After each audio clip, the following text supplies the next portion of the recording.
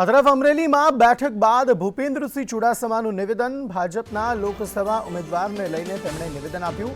તેમણે કહ્યું કે અમરેલીમાં ઉમેદવાર ભરત સુતરિયા જ રહેશે। લોકસભા ઉમેદવાર મુદ્દે કોઈ વિરોધ છે નહીં।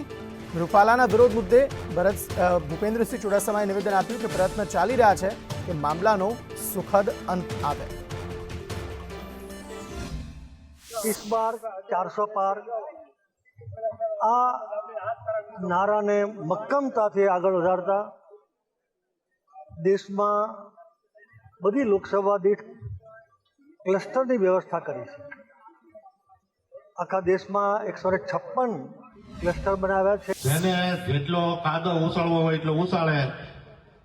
કમળ તો ખીલવાનું છે ને ખીલવાનું છે।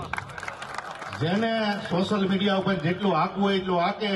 કમળ ખીલવાનું છે અને ખીલવાનું છે। જેને જેટલી ગાળ્યું દેવી એટલી દે, કમળ ખીલવાનું છે।